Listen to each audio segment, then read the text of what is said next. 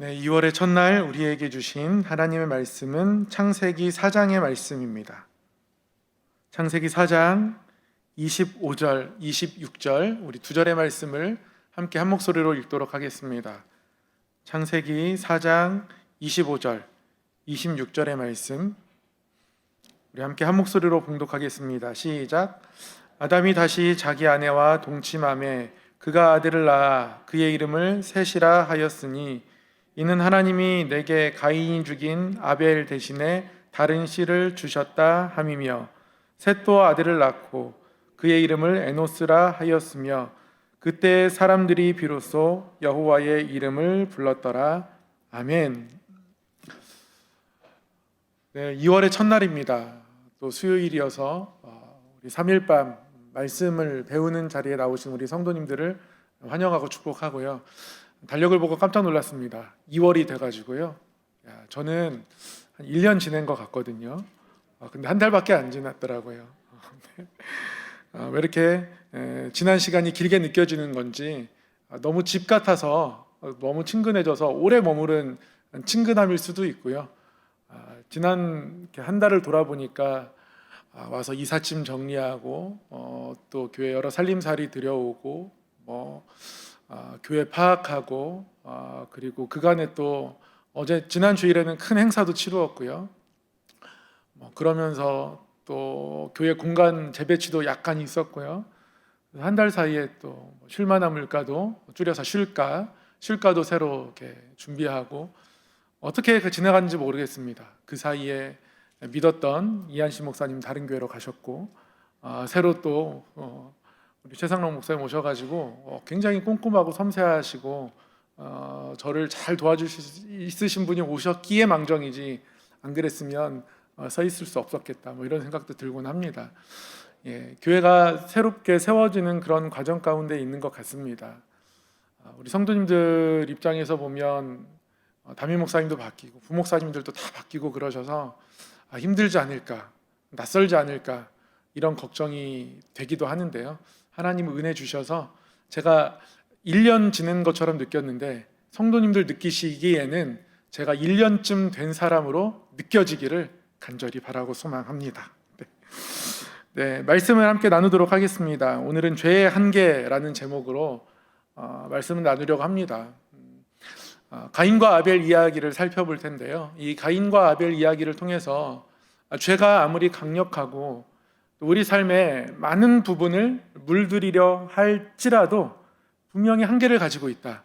그것이 우리를 완전히 점령할 수는 없다. 이런 주제로 함께 말씀을 살펴보려고 합니다. 창세기 4장 전체를 이제 살펴보려고 하는데요. 살펴보기 앞서 지난 시간의 말씀을 잠깐 이렇게 떠올려 보도록 하겠습니다. 우리가 일주일이면 까먹기에 충분한 시간이기 때문에요. 지난 시간에 이 선악과에 대해서 저희가 잠시 살펴보았습니다. 하나님이 아름답게 인간을 창조하셨고 사람에게 말씀하기 시작하셨고 사람은 하나님의 축복과 음성을 듣고 또 하나님을 대신해서 이 하나님이 만드신 피조 세계를 다스리는 특별한 위치, 그래서 시편 8편에 따르면 천사보다 조금 부족한 하나님께서 영화와 존귀로 관시어 주신 존귀한 자리에 우리를 두셨습니다. 그런데 그 선악과 앞에서 하나님과 인간 사이가 깨지고 말았죠. 죄의 세력을 대변하는 뱀, 사단이 하나님을 신뢰하지 못하게 우리를 흔들어 놓았습니다.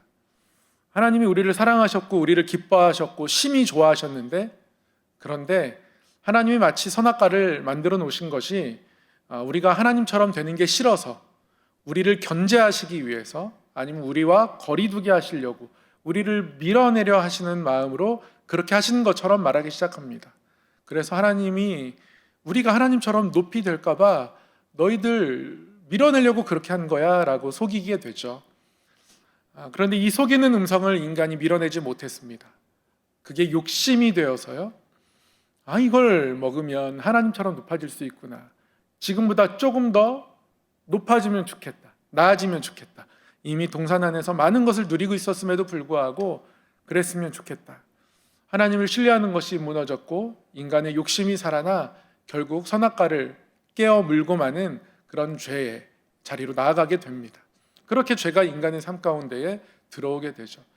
그래서 하나님과의 관계가 깨져 숨게 되었고요. 인간 서로의 관계가 깨졌습니다. 부끄러워 서로 숨었고, 이 죄악을 저지르게 된 것이 서로의 탓, 내 탓이 아니라 서로의 탓이라 서로를 정죄하기 시작했습니다. 인간 서로의 관계가 깨졌고요. 피조물과의 관계가 깨졌습니다. 에덴 동산을 떠나야겠고, 축복의 땅을 등지고 이제는 수고하고 고난을 겪으며 저주받은 땅에서 땅은 소산을 내지 아니하려고 힘쓰는 것처럼, 그래서 땅이 마치 인간과 대결하는 모습으로 살아가는 그런 삶이 인간의 삶이 되어버리고 말았다. 이게 창조와 또 타락의 이야기였습니다.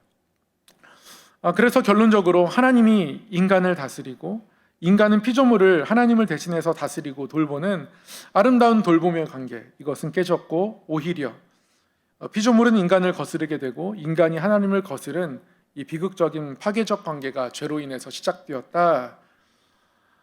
그럼에도 불구하고 하나님은 가죽옷을 지어 입혀주셨고, 이런 약속도 창세기 3장 15절을 통해서 우리에게 주셨습니다.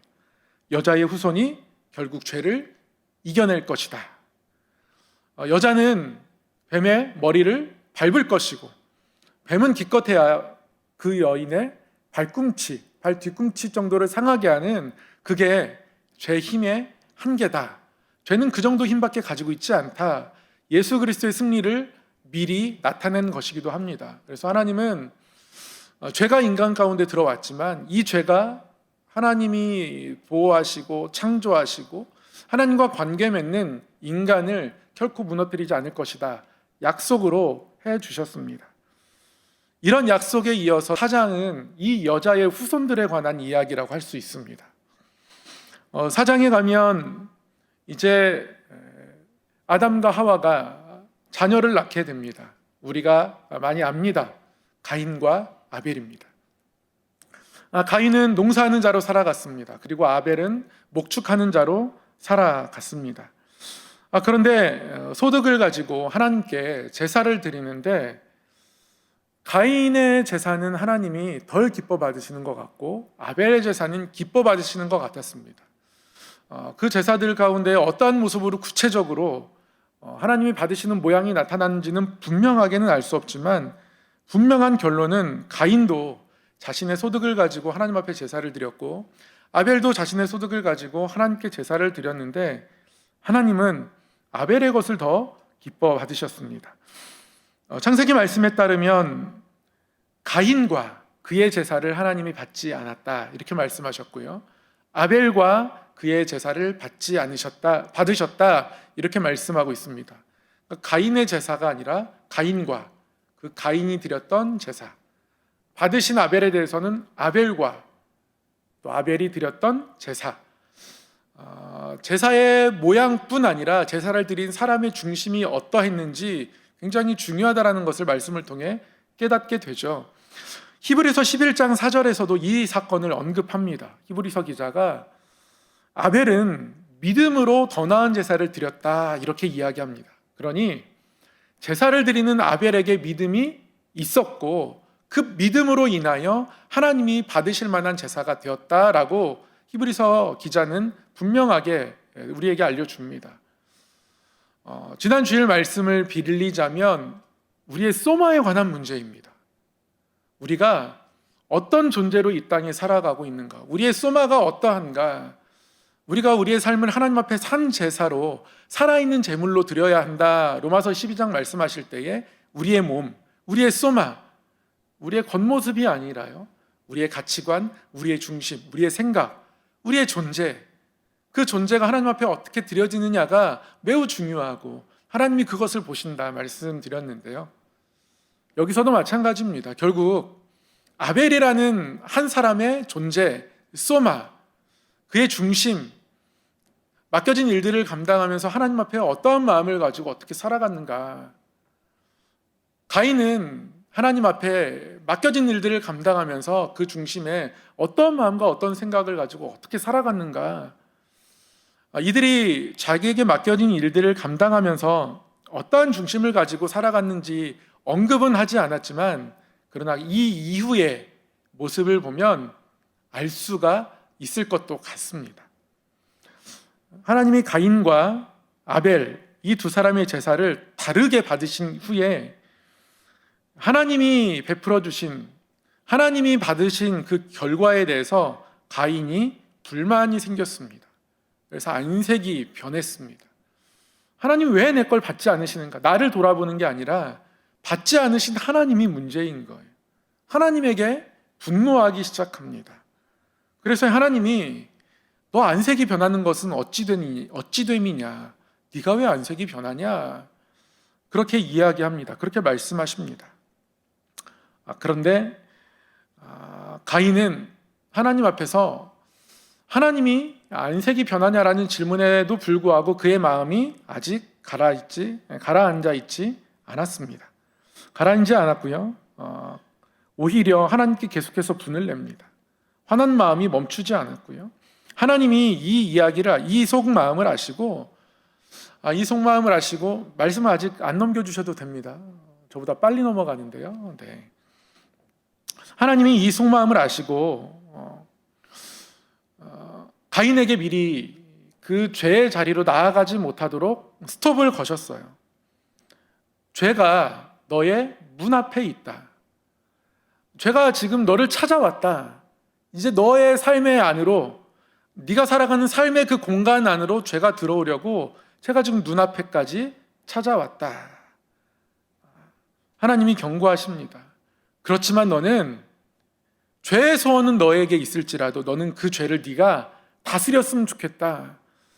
여러분, 하나님이 창세기 1장 27절 28절을 통해서 온 땅을 정복하라, 모든 만물을 다스리라 말씀하셨을 때 기억하십니까? 우리가 정복해야 한다라는 범위 안에서 가장 핵심은 땅에 찾아오는 죄를 정복해내는 겁니다. 다시 혼돈의 모습을 만들어내려는 그 죄의 세력을 정복해내는 것이 핵심입니다. 그리고 모든 만물, 피조물을 돌보는 것, 그것이 하나님이 우리에게 주신 명령이었습니다. 그런 죄의 마음이 찾아온 거예요. 그래서 하나님이 너는 그 죄를 다스릴지니라 말씀합니다. 똑같습니다. 사단이 다시 한번 하나님을 신뢰하지 못하고 인간의 욕심을 자극하게 합니다. 그래서 다시 한번 하나님 앞에서 내 제사가 받아들여지지 않았다는 것이 자존심 상해예요. 여러분, 이게 욕심입니다. 내가 최고여야 하는 거예요. 내가 내 삶에 있어서 뭔가 실수 같은 게, 좋지 않은 모습이 보여지는 것을 용납해내지 못하는 겁니다. 그래서 욕심이 많은 사람은요, 조그마한 부족함에도 굉장히 화를 많이 냅니다. 분노해요. 전에 제가 소망과 욕심의 차이를 그렇게 설명드렸던 것 같습니다. 소망은 그것이 사라지고 없어져도 다시 한번 하나님 앞에서 간절함으로 하나님을 바라보게 됩니다. 그런데 욕망은 그렇지 않아요. 불평하고 공격적으로 변하게 되거든요. 그런 모습이 나타납니다. 그 죄가 미움으로 나타났는데요, 미움이라는 모습으로 욕심이라는 통로를 통해서 죄가 가인의 마음에 들어왔는데요, 그래서 그 죄가 지금 문 앞에 있다 합니다. 문 앞에 죄가 엎드러져 있다 합니다. 그런데 가인이 이 죄를 다스려내지 못합니다. 창세기 4장 6절 7절 이 말씀 함께 읽겠습니다. 시작. 여호와께서 가인에게 이르시되 내가 분하여 함은 어찌미며 안색이 변함은 어찌미뇨 네가 선을 행하면 어찌 낯을 들지 못하겠느냐. 선을 행치 아니하면 죄가 문에 엎드리느니라. 죄의 소원은 내게 있으나 너는 죄를 다스릴지니라. 아멘. 이 말씀을 한번 잠깐 곰곰이 한번 살펴보도록 하겠습니다. 자신의 제사를 받지 않음을 인해서 가인이 분하여 했습니다. 그래서 하나님이 그 분함을 아시고 보시고 어찌 됨이냐, 안색이 변함이 어찌미냐 말씀하십니다. 그러면서요, 하나님이 네가 선을 행하면 어찌 낯을 들지 못하겠느냐 이야기합니다. 네가 선을 행하면, 네가 선하게 살아갔다면, 네가 하나님의 선하심을 끝까지 붙잡고 네 삶에서 너의 소마가, 너의 중심이 그러함을 붙잡았다면, 추구했다면 그러면서 네가 나에게 안색이 변하면 내가 그럴 수 있겠구나 하겠는데 너 그렇지 않았잖아. 네가 지금까지 살아오는 날 동안에 네가 선을 행하지 않고 살아온 날들이 있잖아. 그럼에도 불구하고 내가 제사를 받지 않았다고 해서 네가 안색이 변하는 건 도대체 어찌 된 일이야? 너 어떻게 그럴 수 있어? 하나님 지금 그렇게 말씀하고 계신 겁니다. 가인의 삶을 지적하고 계시는 거예요. 네가 선을 행하지 않으면 네가 뭔가 하나님 앞에서 잘못한 것이 있는데도 그것을 너의 선으로 하나님을 바라보고 하나님이 주신 마음으로 그런 나쁜 모습이나 죄의 모습이나 그런 것들을 밀어내지 않고 그래서 선을 행하지 않는 가운데에 네가 머물러 있다면 그러면 결국은 죄라는 것이 너를 찾아온다. 이 죄는 죄의 세력이라고 보는 게 맞습니다. 죄라는 어떤 힘, 성경에서 죄라는 것을 얘기할 때는 여러 가지가 있는데요. 특별히 여러분 두 가지는 꼭 기억하십시오. 죄가 어떤 세력으로, 힘으로 우리 가운데 찾아올 때가 있습니다. 죄라는 어떤 존재, 힘, 그리고 죄가 어떤 사건으로 우리 가운데 나타날 때가 있습니다. 여기서는 오히려 죄가 힘으로 찾아오는 경우입니다. 우리가 선을 행하지 않고 삶에서 때로는 실수할 때 있습니다. 내 입술이 범죄할 때도 있고 내 마음이 주체가 안 될 때도 있고요. 가인이 일하면서 농사일하면서 뭔가 어떤 불평이 있고 잘못된 마음들과 생각들이 찾아올 때가 있었을 거예요. 왜 이렇게 힘들어? 오늘 날씨는 왜 이래? 그런데 그런 가운데에 선을 행하지 않고 그 불평을 그냥 그대로 두고 살아가는 거예요. 그럴 때에 죄라는 힘이 그의 삶에 찾아옵니다. 그의 집에 찾아온다는 거예요. 그래서 문에 엎드러져 있습니다.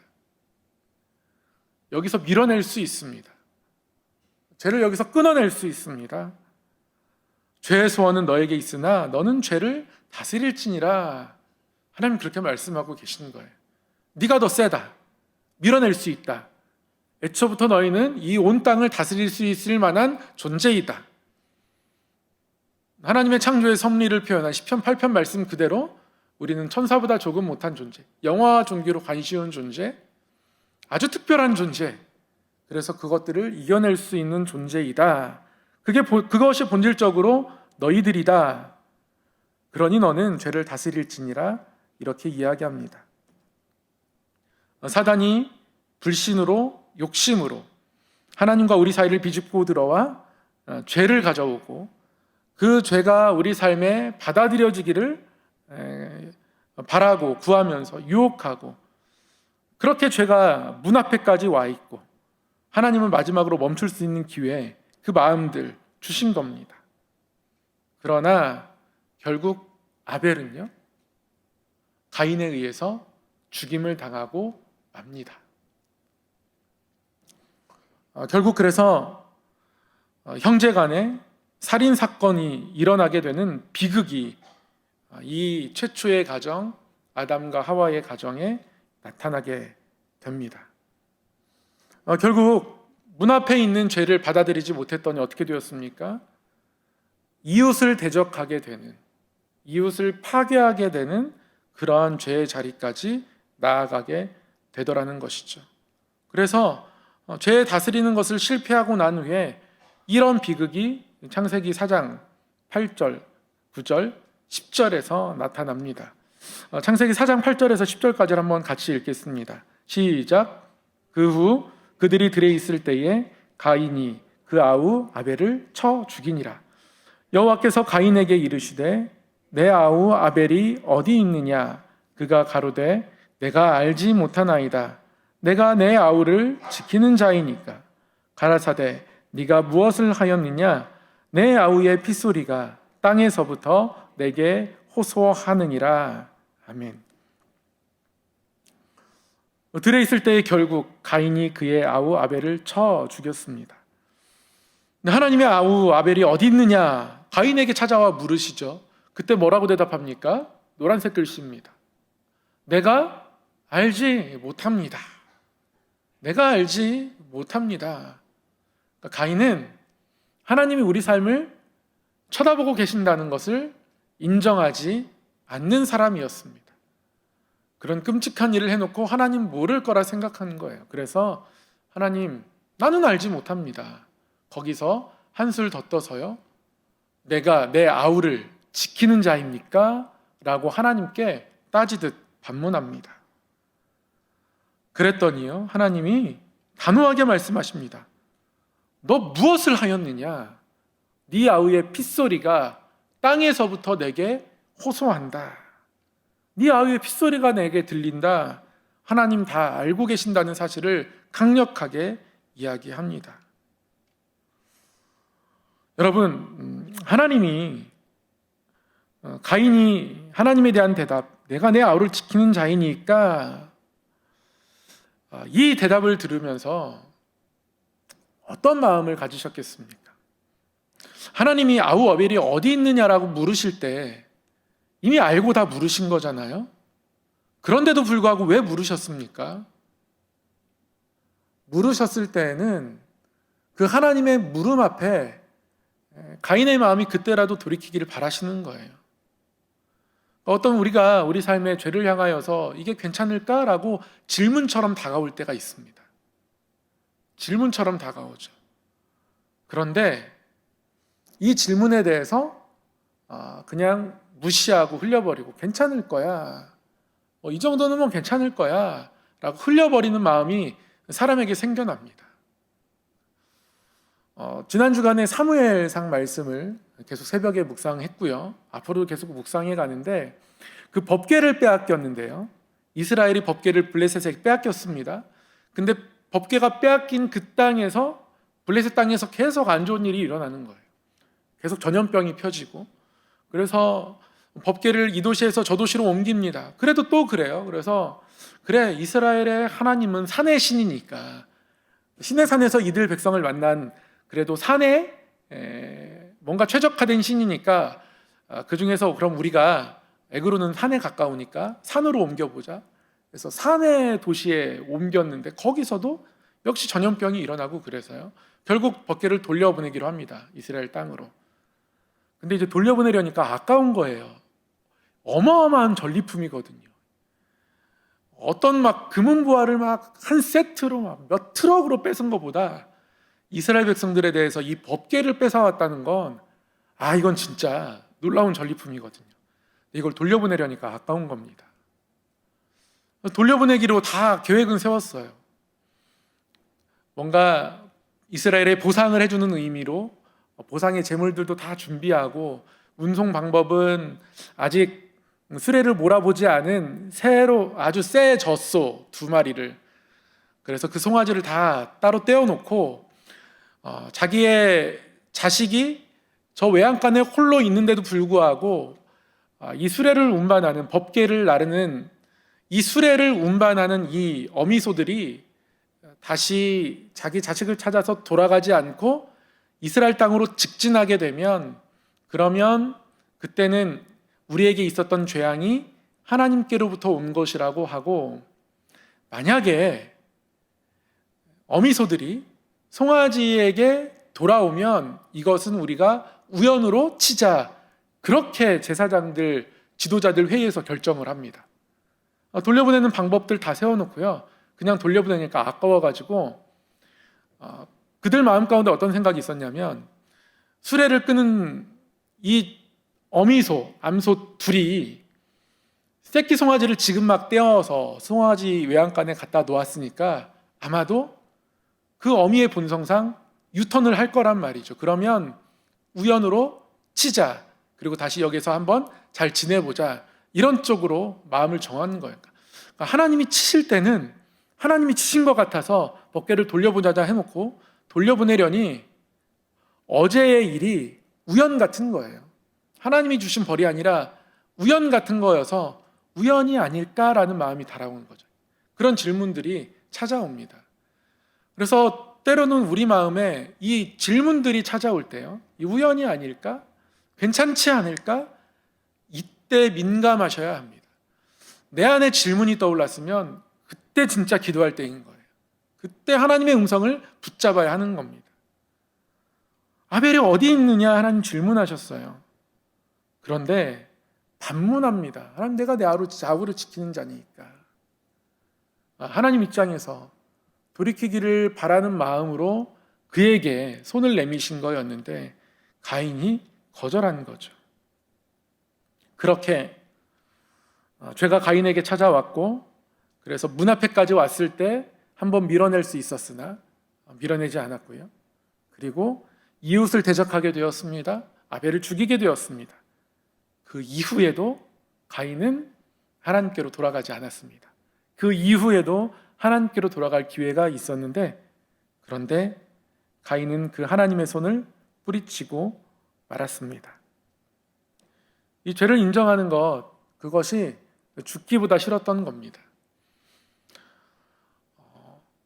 인류에 일어난 두 가지 죄악을 저희가 연속으로 살펴보고 있습니다. 선악과 앞에서, 그리고 가인과 아벨 사건을 통해서 두 사건의 공통점이 있습니다. 여러분, 이 두 사건을 제가 4글자로 요약할 수 있겠더라고요. 바로 자기 사랑입니다. 자기 사랑. 사람이 자기를 사랑하는 건 건강한 겁니다. 그렇죠? 자기를 비하하고 스스로 나는 왜 이렇게 못났을까? 우리 집은 왜 이럴까? 계속 자기를 비하하면 그 인생이 결코 행복할 수 없습니다. 건강할 수 없어요. 사람이 자기를 사랑하는 건 분명히 필요합니다. 그런데 그 사랑이 집착을 보이기 시작합니다. 너무 많이 사랑하는 거예요. 일종의 나르시즘이 되는 거죠. 자기를 사랑하는 정도가 지나쳐서 실수를 절대 허용하지 않습니다. 그래서 어떻게 보면 자기를 지나치게 자랑하는 사람은 사람들이 볼 때 리더십도 있고 책임감도 있고 어떤 일들을 잘하는 것 같아요. 그래서 때로는 인기가 많기도 합니다. 영웅처럼 추앙받기도 해요. 그런데 거기에 아주 작은 흠집이 났을 때 자기 사랑이 지나친 사람은요, 절대 자기가 책임지지 않습니다. 100% 남 탓합니다. 이래서 저래서 그래서.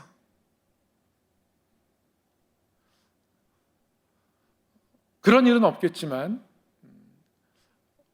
저희 교회 성도님들이 같이 모여가지고 저와 함께 어딘가를 갔어요. 그래서 오늘은 우리 함께 그동안 수고하신 분들 같이 좋은 시간을 갖겠습니다 해가지고 좋은 곳에 가서 산책을 한 바퀴 하고 이렇게 먹는데, 식당에서 식사를 하다가 종업원이 뭔가 엎질렀습니다. 옷에다. 예를 들어서 그런 사태를 바란다는 게 아니라 예를 들어서 상상을 하는 거예요. 그때 이분이 소리를 지르면서 막 민감하게 반응하는 거예요.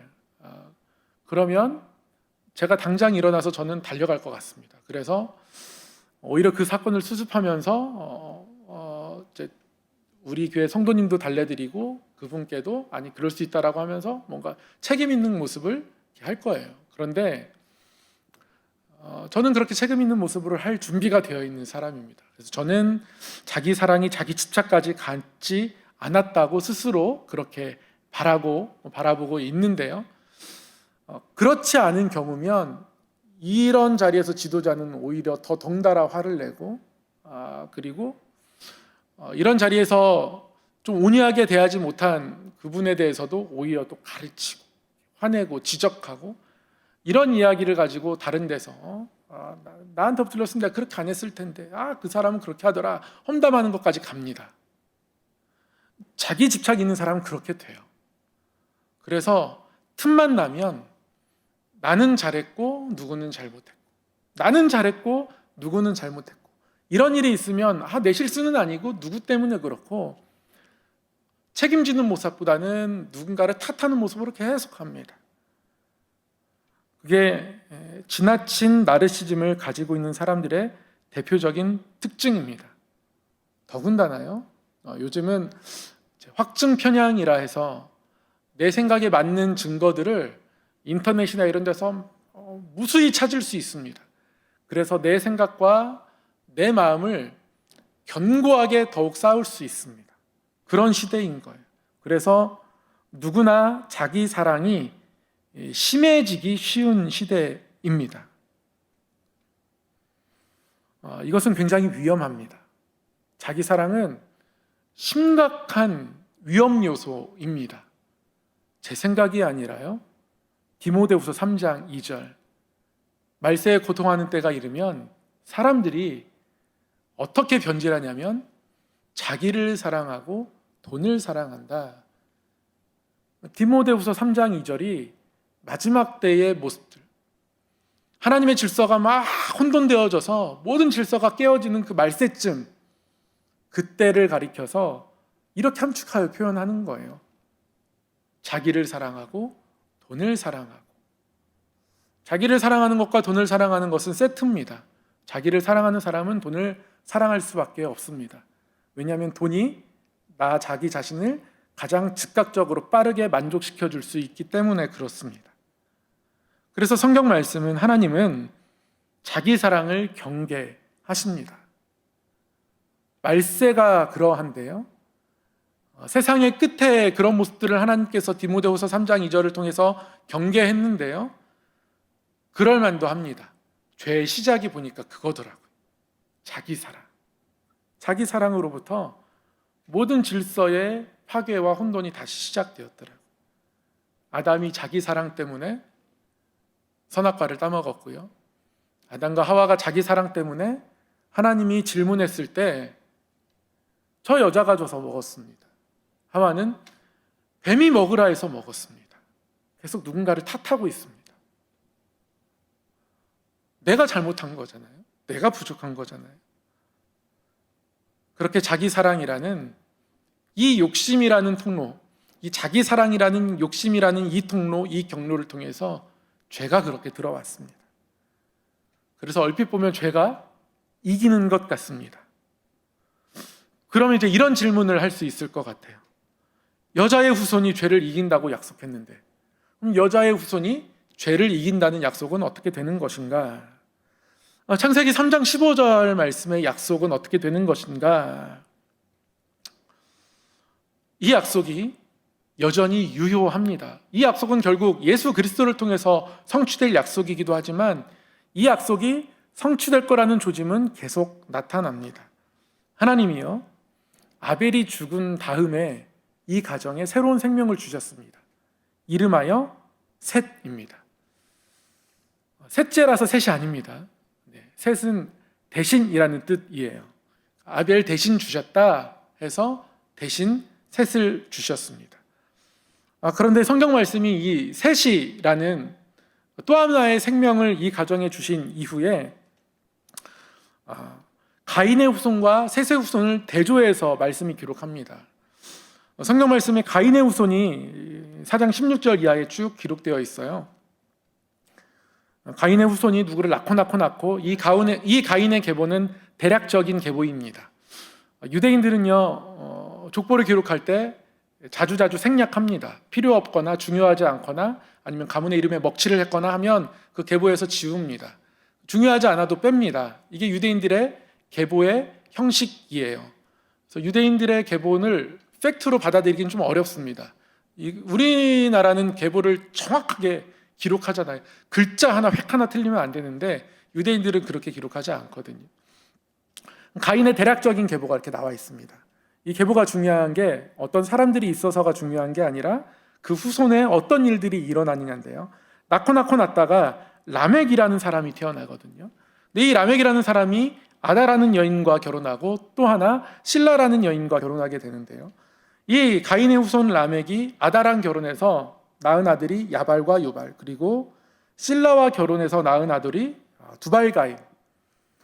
이들을 소개하면서 이들이 어떠한 모습으로 이 땅에 살아갔는지를 대략적으로 소개합니다. 야발은 목축업을 했고 유발은 퉁소를 치고 음악을 했고 두발가인은 금속을 재려나가다 가공하는 그런 기술을 가지고 있었다.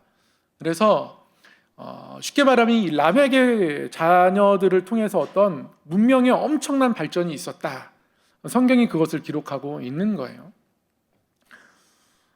가인의 후손에게 문명의 엄청난 발전이 있었습니다. 낳고 결국 라멕이 태어나고 라멕의 자녀들을 통해서 문명이 막 발전했습니다. 그런데 이 라멕의 가정에 충격적인 일이 일어나요. 이 라멕도 누군가를 죽이는 일을 하게 되는데요. 사람을 죽이고 나서 노래합니다. 라멕이 아내들에게 이런 노래를 부르거든요. 창세기 4장 23절에 보면 나의 상처로 말미암아 내가 사람을 죽였고 나의 상함으로 말미암아 소년을 죽였도다. 나의 상처 때문에, 상처가 어떻게 났는지 사건 전말을 기록하고 있지 않으니 알 수 없지만 내 상처 때문에 내가 사람을 죽였다. 내가 상했기 때문에 나는 소년을 죽였다. 정당방위라는 거죠. 이걸 노래로 표현합니다. 노랫말이에요, 이건. 사람을 죽이고서도 노래할 수 있는 사람이 여기 있습니다. 전 인류 최초의 사이코패스가 여기 아닐까 싶습니다. 죄에 대한 아무런 가책이 없습니다. 아무런 동요가 없어요. 아내들에게 부끄러워 이걸 숨기지 않아요. 노래하고 있습니다. 그런 가정의 자녀들이고요. 그런 가운데서 기술이 발전하고 있는 거예요. 문명이 얼마나 위험한지 우리에게 가르쳐 주는 겁니다. 문명이 위험하죠. 인류 문명이 발전하는 건 굉장히 좋습니다. 그런데 이 문명이 윤리가 뒤따르지 않으면 그러면 그것은 살인의 도구가 되고 맙니다. 그런 현장이 창세기 이곳 가운데 나타나 있는 거예요. 창세기 4장 이 부분 딱 읽으면 이 살인이 노래가 되는 이 가정에서 이 기술이 발전하면 이게 어디에 쓰일까? 여러분 그거 아십니까? 요즘 판테놀이라고 들어보셨어요? 제가 아는 정보, 이게 과장된 정보일지는 혹시 모르겠지만 판테놀은 처방 가능한 약품입니다. 의사가 처방하면 환자가 자신의 진통을 위해서 그것을 구할 수 있습니다.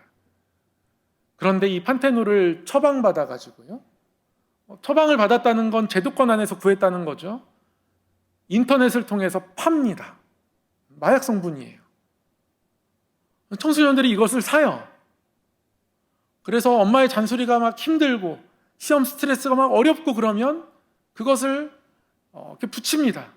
붙이는 마약이 아이들에게 돌 수 있어요.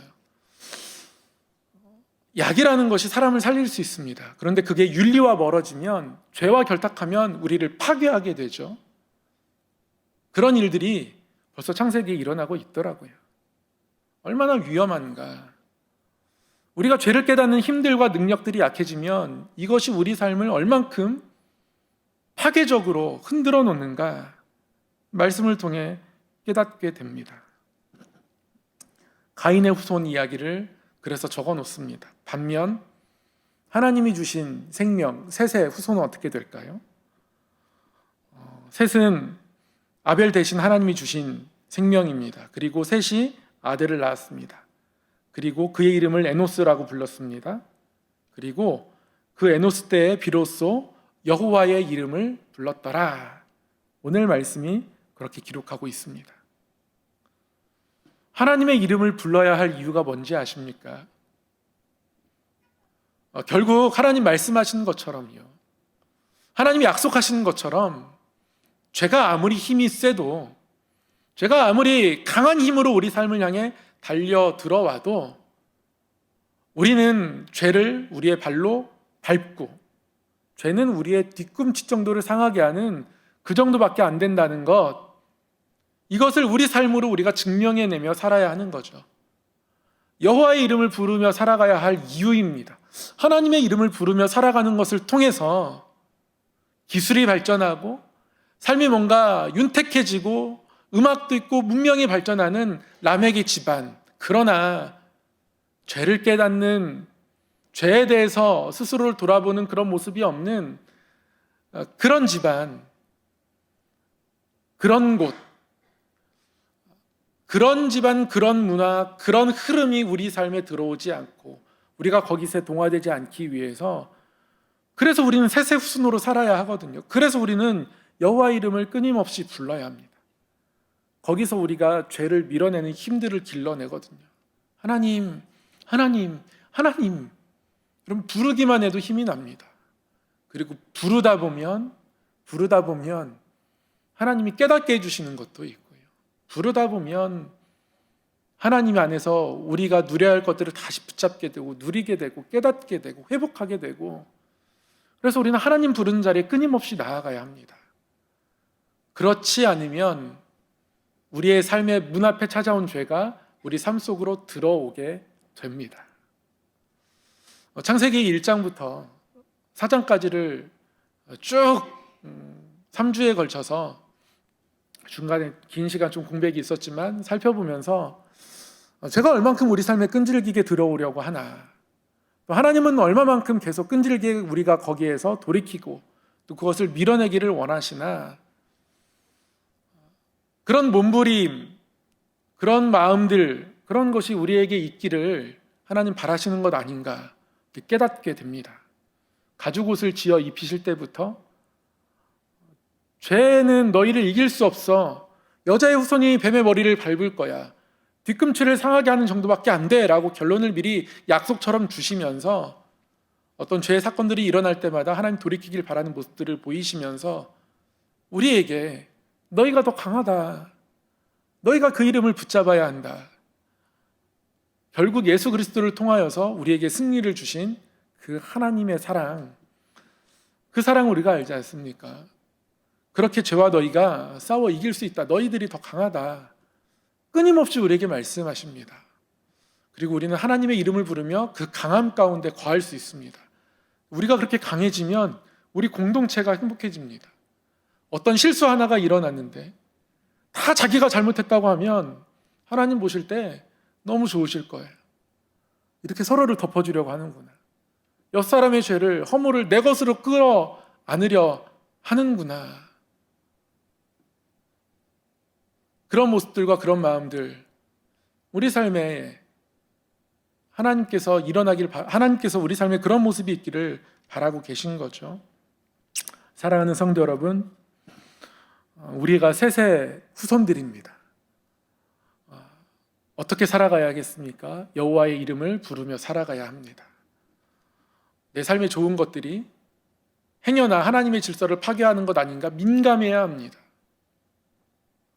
일회용품을 어떻게 사용해야 하는가, 이것이 피조 세계를 망가뜨리지 않을까, 이런 부분에서도 민감해야 하고요. 사람에게 하는 말 습관에서도 민감해야 하고, 행동에서 민감해야 하고, 끊임없이 민감해야 합니다. 죄가 우리의 문 앞에 와 있다 합니다. 그렇게 우리 삶으로 들어오려 한다 합니다. 그러다 우리는 여호와의 이름을 부르며 이것들을 밀어내는 힘으로 이것들을 대적하고 하나님의 창조의 그 아름다운 모습으로 이 땅을 살아가는 승리가 저와 여러분에게 있기를 소망하고 축복합니다. 우리 함께 찬양하며 기도하겠습니다. 약할 때 강함 대신에.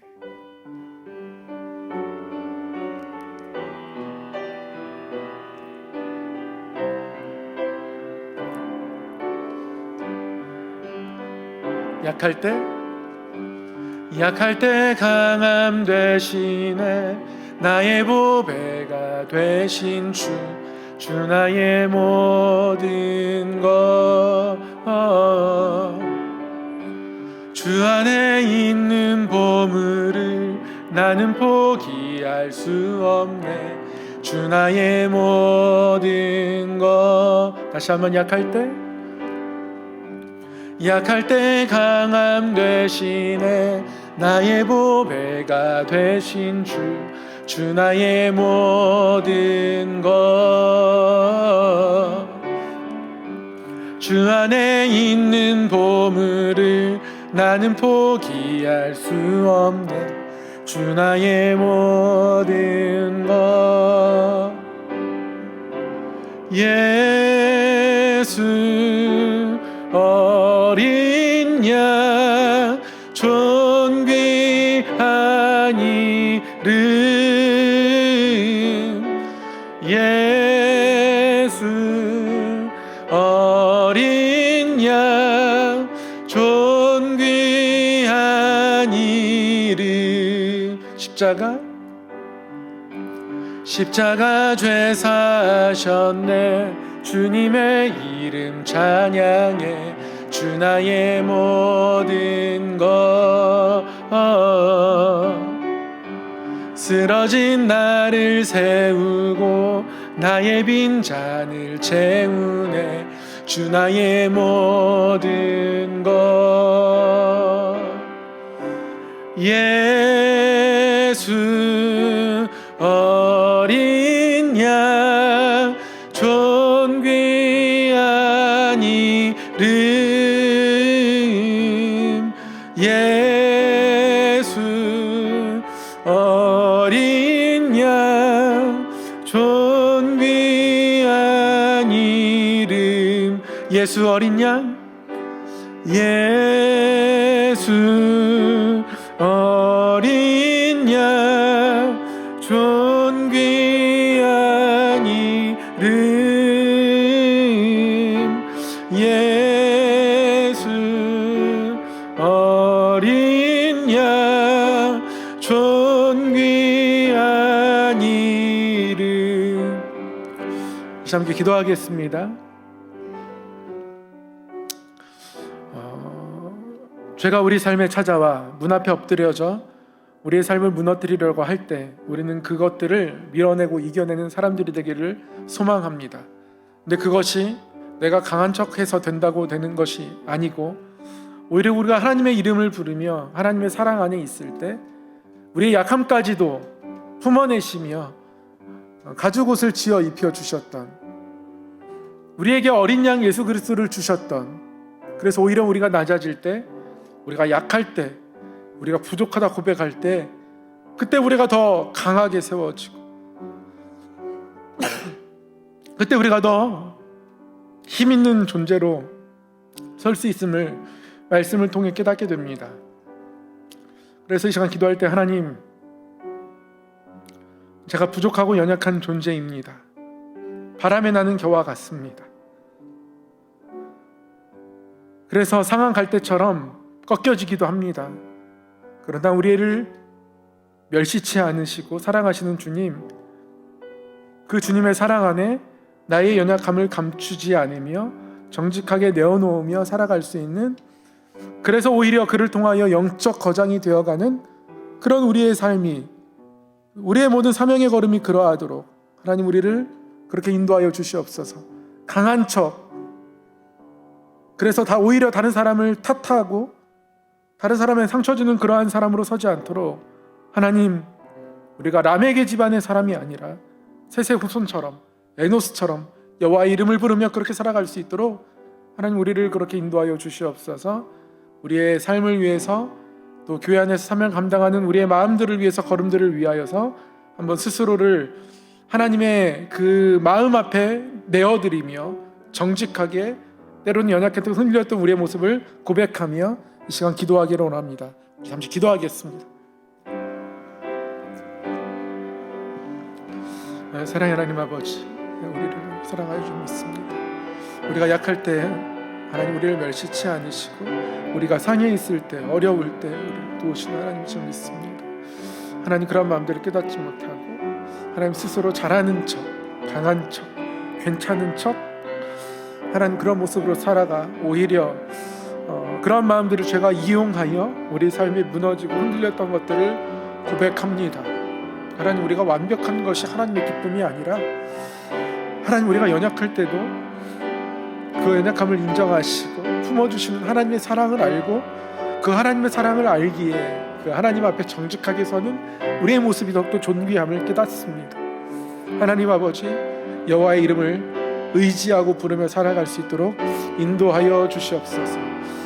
죄가 우리를 다스리려 하지만 오히려 우리가 죄를 다스려 이겨내게 하여 주시고, 하나님 앞에 낮아질 때에 오히려 그것이 죄가 우리 삶에 들어오는 통로를 막게 되는 것임을 다시금 말씀을 통해 깨닫습니다. 하나님 아버지, 우리를 붙들어 주시고 인도하여 주시옵소서. 하나님 붙들어 주시고 말씀에 들어가라 인도하여 주시옵소서. 우리 한 가지만 더 기도하겠습니다. 교회를 위해서 기도하겠습니다. 2월부터 예배가 회복되어지고 1부, 2부, 3부, 4부 예배가 드려지고 오후 찬양 예배로 드립니다. 금요일에는 하나님 앞에 기도회로 나아갑니다. 하나님이 모든 예배 가운데에 임하여 주셔서 은혜 베풀어 주시옵시고, 무엇보다 우리 성함의 성도들 다시 한번 하나님을 갈급하는 마음대로 회복하여 주셔서 그 앞에 나아갈 수 있도록 해달라고 기도하기를 소망합니다. 1, 2, 3, 4, 5 예배를 통해서 말씀 앞에서 우리가 하나님을 높이고 또 하나님의 말씀을 듣게 되어지, 찬양 예배를 통해서 시편을 묵상하며 하나님을 향한 우리의 아름다운 고백이 우리 입술에 담겨지게 하시고, 그래서 우리의 기도의 언어가 더욱더 풍성해질 수 있도록 하나님 우리를 만져주시고, 수예배를 통해서 우리가 말씀을 더욱더 깨달아 알게 되어지고, 금요 기도회를 통해서 하나님 앞에 우리의 온 마음과 눈물을 쏟으며 기도할 수 있는, 그래서 하나님 앞에 가장 뜨겁고 가장 낮고, 그래서 한나가 하나님 앞에 그 자리가 무릎 꿇는 그 자리가 진토가 되었듯이 우리가 그렇게 하나님 앞에 진토되게 기도하며 나아가는 자리가 될 수 있도록 하나님 앞에 모일 때마다 복된 자리로 하나님 삼아 주시옵소서. 이 시간 한 번 더 우리 예배 회복을 위하여서, 예배 자리들을 위하여서 한 번 더 기도하도록 하겠습니다. 기도하겠습니다. 하나님 아버지, 하나님 우리 코로나 동안 우리의 멈추었던 걸음들을 다시 한번 하나님 앞에 새롭게 하며 나아가기를 소망합니다. 모이기를 패하는 자들의 어떤 습관과 같이 하지 아니하고 하나님 앞에 우리의 마음을 드리며 나아가기를 원합니다. 1, 2, 3, 4부 예배가 다시 시작됩니다. 하나님 예배를 통하여서 다시 한번 온 땅의 주인이, 우리 삶의 주인이 하나님이신 것과 그 하나님 앞에 나아가는 우리의 마음들이 참으로 기쁜 것과, 그래서 하나님의 약속 안에 살아가는 것이 참으로 좋은 것과, 하나님의 안식이 있음이 우리 가운데 참으로 감사한 것임을 예배를 통하여 날마다 깨닫게 하여 주시고, 하나님의 예배의 모든 말씀들을 통하여서 우리의 모든 삶이 다시 한번 새롭게 되어지고, 보좌로부터 물이 흘러 닿는 곳마다 모든 생명들을 살리는 것과 같은 그 생명수의 은혜가 예배 가운데 있게 하여 주시옵소서. 주의로 찬양 예배를 통하여서 시편을 묵상해 갈 때마다 하나님 앞에 우리의 마음이 다시 한번 뜨거워지게 하여 주시고, 우리의 입술에 다시 한번 그 시편 기자들의 놀라운 찬양의 그 고귀한 언어들을 담아주셔서 우리의 기도가 넓어지게 하시고 깊어지게 하시고, 우리의 입술이, 우리의 마음이 정결케 되는 놀라운 은혜 또한 허락하여 주시옵소서.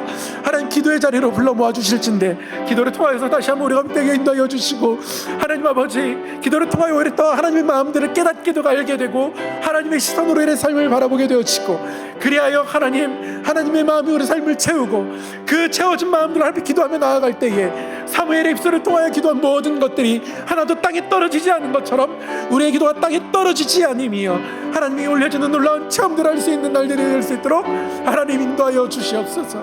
우리가 하나님 앞에 나아가는 것이 얼마나 큰 힘인지, 하나님 앞에 나아가는 것이 얼마나 큰 감사인지, 하나님 앞에 나아가는 것이 얼마나 더 좋은 것인지 깨닫는 은혜들이 우리 가운데 있게 하여 주시옵소서.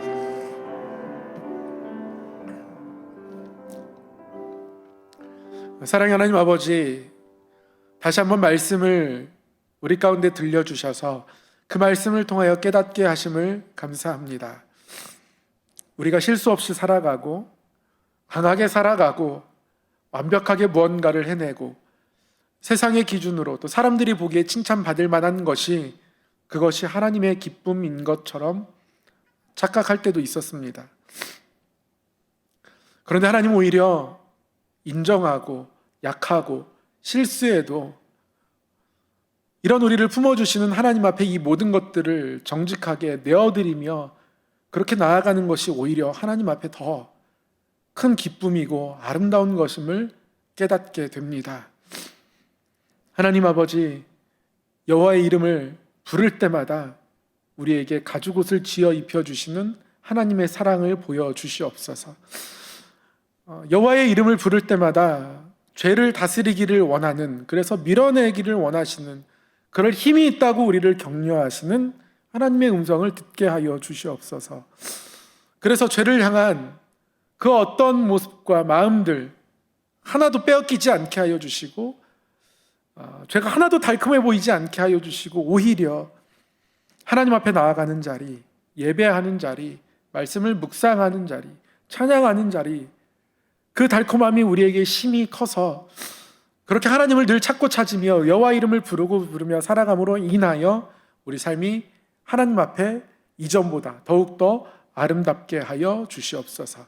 우리 성함교회 예배를 회복하며 나아가기를 소망합니다. 은혜의 보좌 앞에 담대히 나아가기를 소망합니다.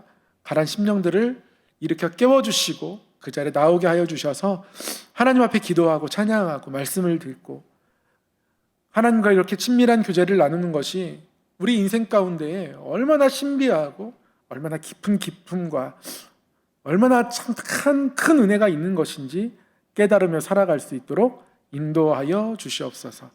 오늘도 함께 하신 하나님 앞에 감사드리옵고 이 모든 말씀 우리 주 예수님의 이름으로 기도하옵나이다. 아멘.